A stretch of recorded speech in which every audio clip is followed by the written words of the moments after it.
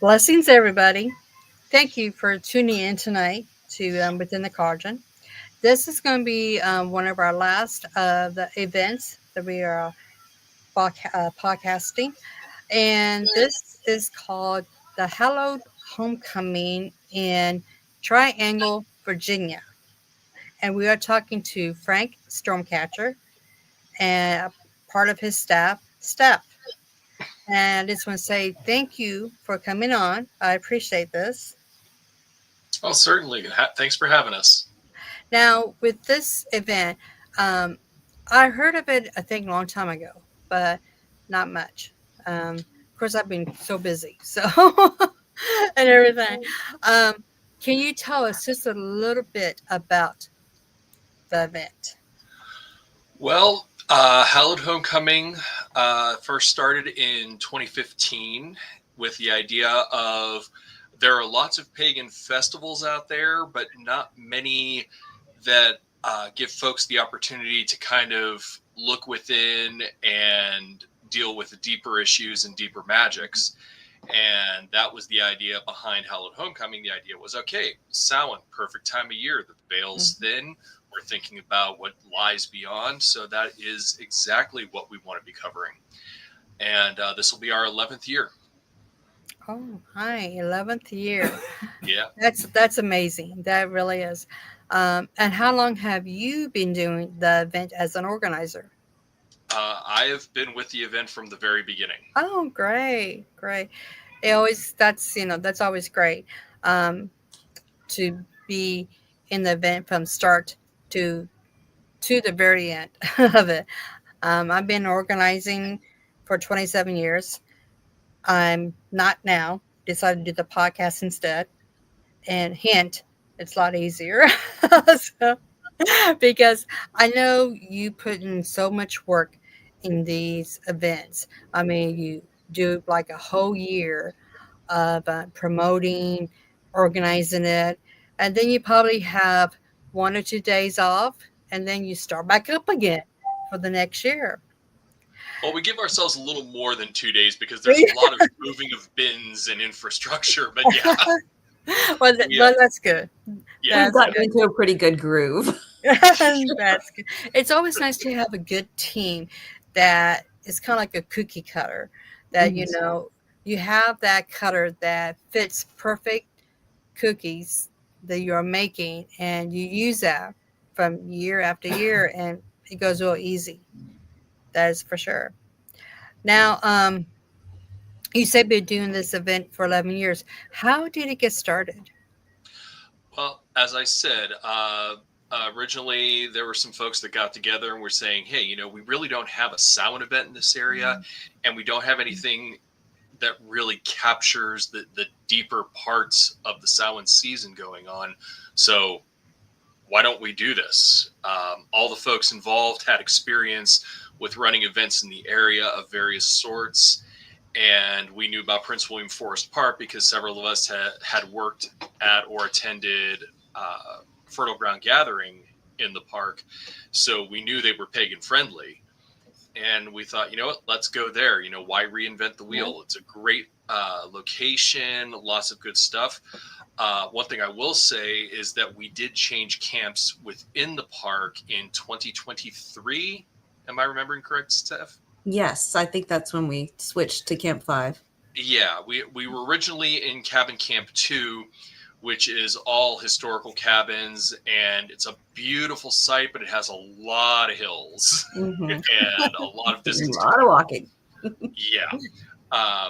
And Camp 5, we were originally very hesitant about it, but then we were in a situation where it's like, okay, we can do Camp 5 or we can't do the event. So we went over, took a look at it, and immediately fell in love with the site. It is a fantastic site for us. It does have some historical cabins, but it also has 4 heated bunkhouses that have showers and restrooms in them. There's also heated bathhouses for the historic cabins that are shared. The entire site is almost perfectly level, so getting around is very easy for everyone, and all of the main buildings have ramps to get into. So that makes it very accessible for folks. We were really Excellent. Now, what is the cost of the event? And for those who are tuning in and thought, oh, is it too late to register? Okay, first of all, can you register still? And if you can't, can you pay at the door?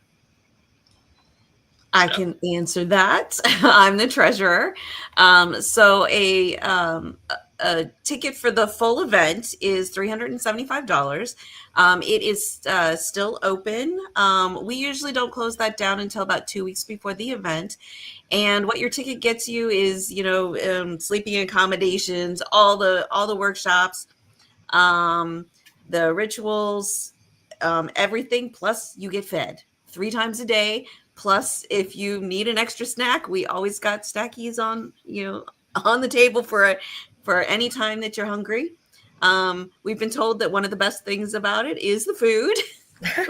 So, Our kitchen witches pride themselves on the food for this event. Oh, of absolutely, course. and they're wonderful. They're wonderful. So yes, for $375, everything's included.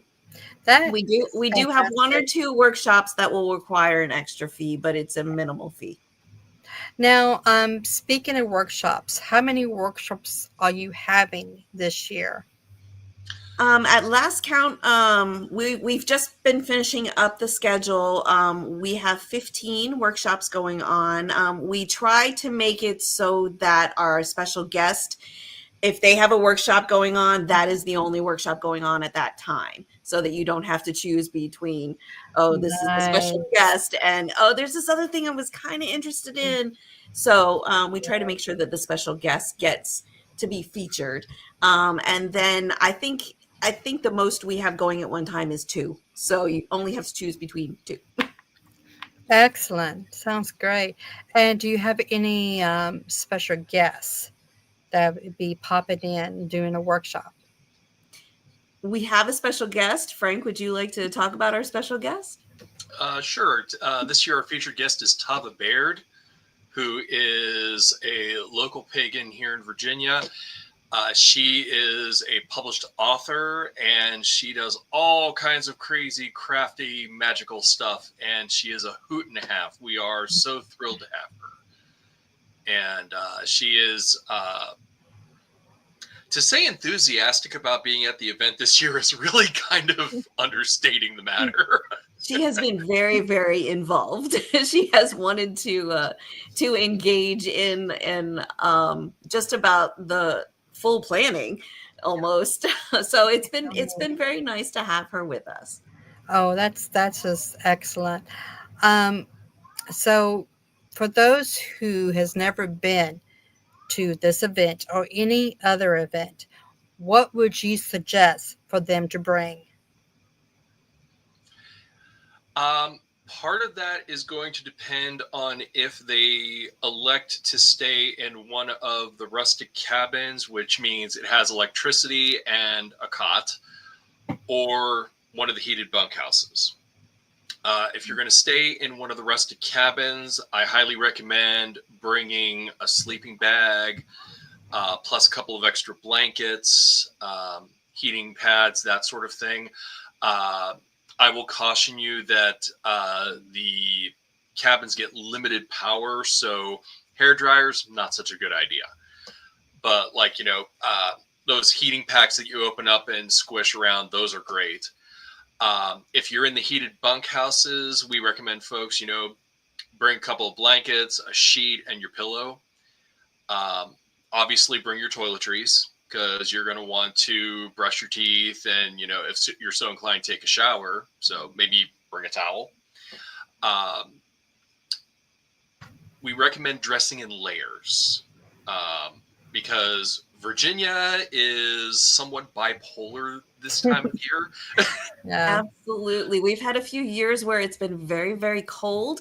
But then last year, we started pulling some classes outside because it was beautiful. And we were just liking being out on the lawn. Yeah. Nice. Nice. Fun story. The very first event, the first day, we were getting everything set up and folks were coming in. We were in short sleeves, sweating our butts off. A couple of us took our shirts off at one point because it was so warm. And literally the next morning, it was 30 degrees. Yeah. Seems like the weather in every state is like that nowadays. So, um, what type of activities will there be? Not just for grown-ups, but for kids too, as well. Steph, you want to field that one? Okay. Well, this is more of a mature, very mature, older teenager kind of thing, and an adult.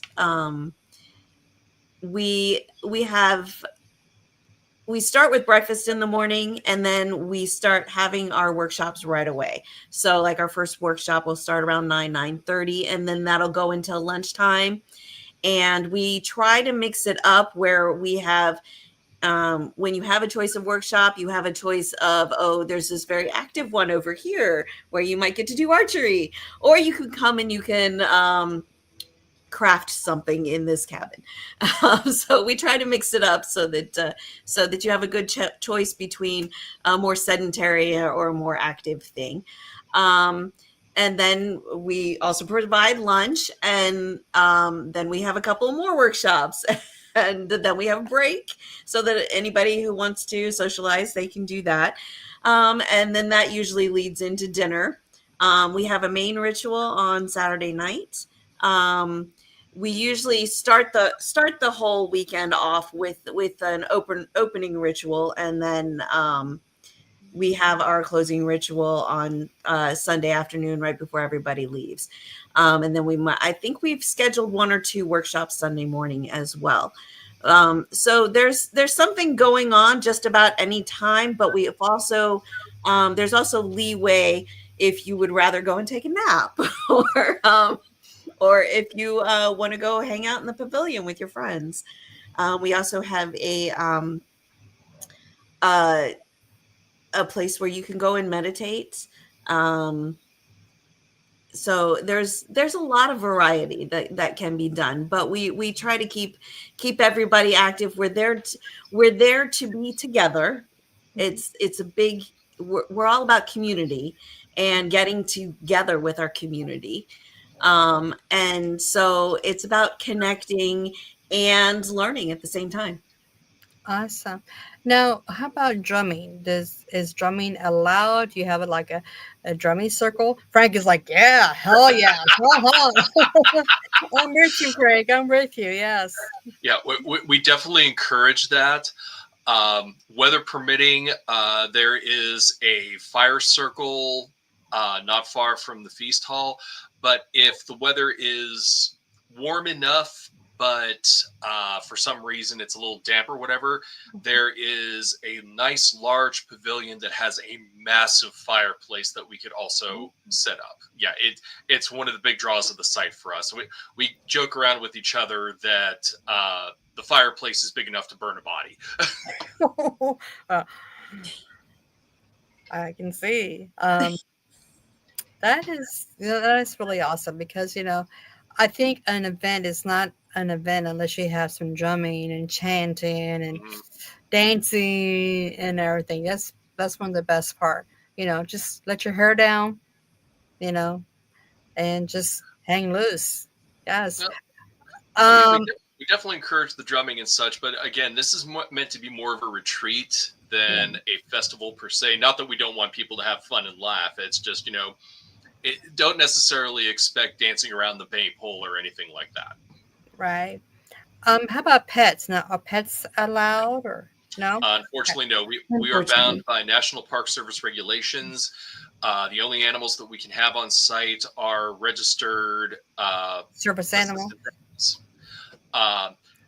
Another thing actually related to that we need to let folks know about is we cannot transact business on site.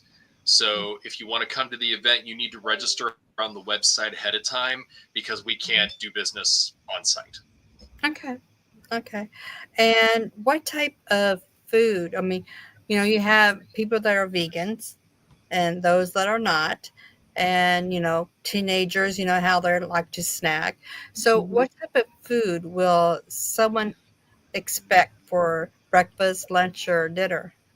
Yes.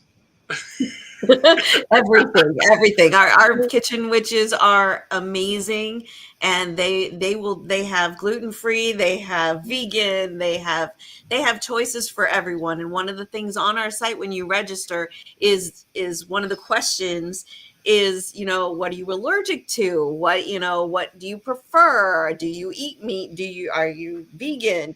So our whole kitchen, they sit down, they plan everything based on what the answers are, allergies included. So they try to make things that everyone can eat. Awesome. That's great. And how about those who are handicapped in wheelchairs? Need a walker or something? Is it? Now you said it's a flat ground. So does that mean that people that are disabled who want to attend can attend without having a anxiety of, oh, am I going to make it up that hill, that road, or something? Yes. Yeah. The site itself is pretty level across the entirety of it. The dining hall and the building that we refer to as the ritual chapel that Steph mentioned, where folks can meditate, Mm-hmm. both of those buildings have ramps to get into. The rest of the buildings usually have a ground level entrance. So especially the bunkhouses, you can get into those. You can, if you're in a chair or walker, you can go straight into them. It is not a problem. Awesome. And I believe the bathhouses are accessible the same way as well. Yes. Now, I know you have cabins and heated cabins and bunks and everything. Okay, so are RVs allowed or tent camping allowed? No, tent camping is not allowed on site. The park requires if you're going to be on these campgrounds, you have to stay in the rustic cabins or the bunkhouses. Cool. However, there are tent camping sites elsewhere in the park. If you really had a desire to do it, you could probably go over to one of those areas and camp, but it would not impact the registration cost at all. Okay. Okay. Um, now, for let me see. Hang on. Okay. So for somebody who is going to be in the cabin, okay, is it easy to just drive up to the cabin and unload or load, or do you have to like have a wagon from your truck or car to the cabin? The way the site is set up, you cannot drive directly to the cabins. However, you can drive very close. And there are wagons available to be used to get you from the point where you can park your car to get to your cabin. I think the longest distance from, and I'm thinking, Steph, correct me if I'm wrong, in A unit, I think the longest distance is probably about 30 yards. That sounds about right. Yeah. And it's, again, the ground's not bad at all. And there are nice big wagons with big chunky wheels. So it's easy to move material. But it's easier to get much closer to the cabin areas in this site than it was in our previous site. In our previous site, you were out of luck. You just had to haul it all the way across. Awesome. Now, this is, correct me if I'm wrong, it's November 6th to the 9th, correct? Yes. Okay. For the location now, it's in Triangle, Virginia, at Yes. Prince William Park. Is that it? Prince William Forest Park. Yes. Forest Park. Okay. It's a national park. It's a great place to go. There's a lot of history there. But the rustic cabins that were built by the Civilian Conservation Corps back during the Depression. So there's all kinds of history going on there. Wow. And Yeah. Steph, which camp is it that the OSS trained at? It I wasn't don't, 2 or 5. I know that. I don't remember. But somewhere in the park is where they would train soldiers who were going into the OSS during World War II. Oh, exciting. Oh, yeah. And very interesting.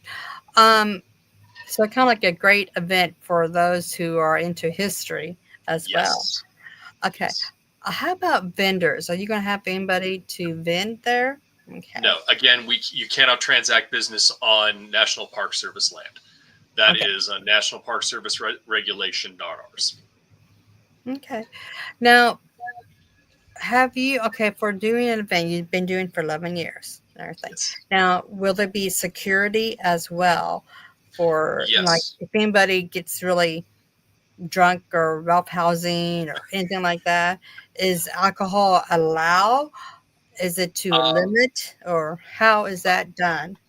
Okay, so to answer the questions somewhat in order, yes, we have security. We also have medics on staff. So if there are any issues, we have folks that can take care of it.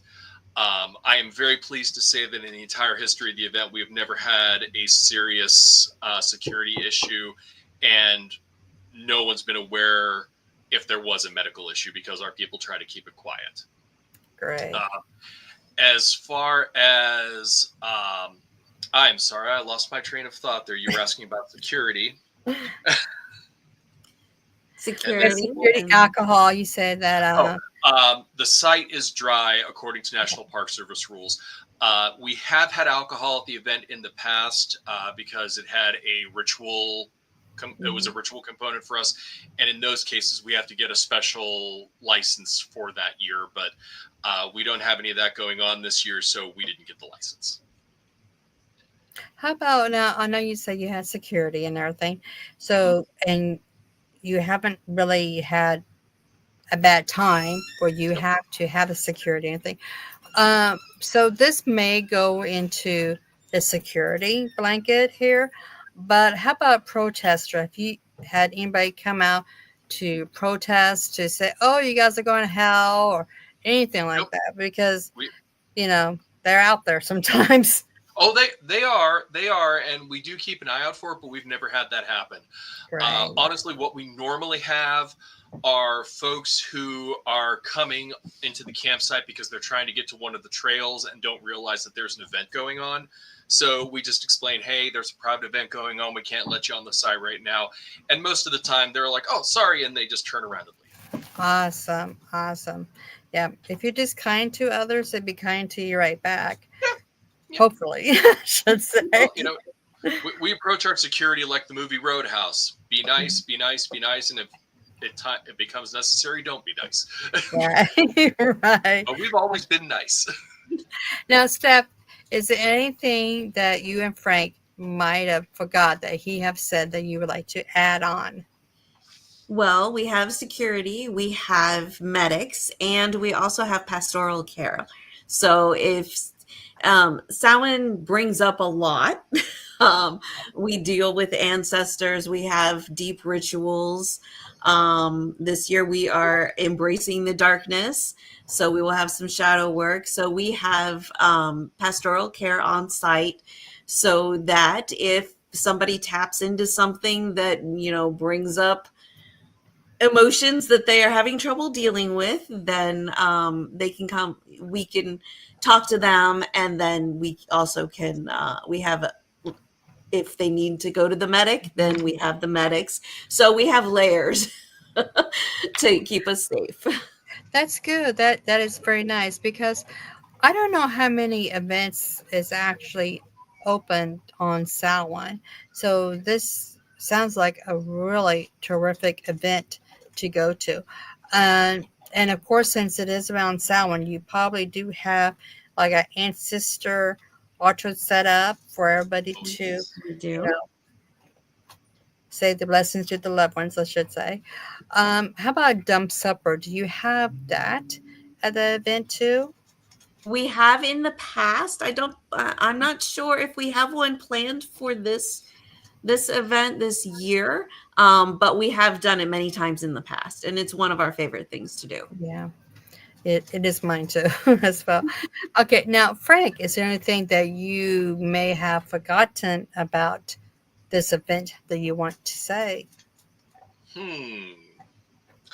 Well, what I would say, what I would like to point out for folks who are of the more active bent, who maybe, especially if the weather is nice and they want to be out and about a bit, this year we will have archery, and I believe axe throwing has been added to the list. Ooh, And we have a certified instructor who handles all of that.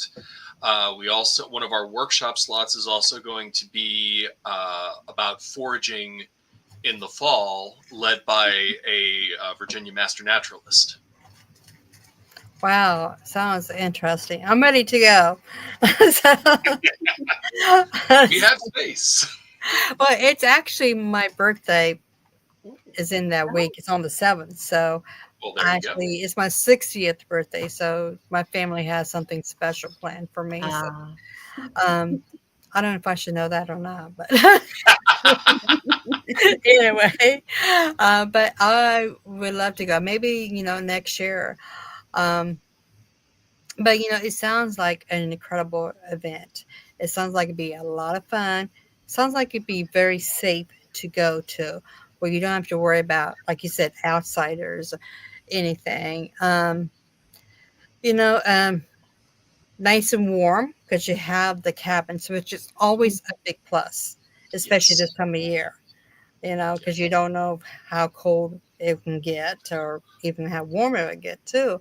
So That's that's a true. plus. The food is also a big plus because, I know when I go to an event in the past with my family, I had 4 kids. So back in the day, it was lunch, snacks, and toys and everything else, books, coloring books, everything. So it's kind of nice to know what to expect, what to bring, and everything. mhm. And it's nice to know about the pets. And it's great that you have service animals. That is awesome. And you're catering to the disabled, which is also awesome too, as well. So it seems like you have all your avenues planned out and everything. So it should be a very, very good event. And, kudos to you both because I know organizing an event is not easy. It's hard. It can be stressful. But, if you have teamwork and work together well, it comes together nicely. That's very So, true. And we have very, a very good team. Yeah. yes, very true. And I want to thank you both for coming on. It's been great. And I wish you the very best of luck on the event. Many Thank you so wishes, much. many blessings. Thank you. And that's it for tonight's show, everybody. And there is now we do have your website down below. That is correct. And Yes. oh, you do have a Discord page too, as Mhm. well. Absolutely. Now, what is that Discord? If you want to put it in the private chat, and I can just copy and paste it to the comments, we can do that if you do know it offhand. If not, is it just what is it? The name of the event at Discord or Um, Yeah, I think if you look up Hallowed Homecoming, it'll come up. It will have our logo with it. okay, okay. By the way, nice logo. I really like that. Thank That's you. very nice. That is credited to my wife, who is also one of the kitchen witches. Oh, well, tell her And that's a nice logo. I used it for the flyers and everything because it was pretty. I liked it. It was easy to yeah, work with. So tell her thank you. And thank you both for coming on. I appreciate it. Many blessings to you and blessings to the audience. Like, share, and subscribe. And we'll see you next time. Blessings. thank you.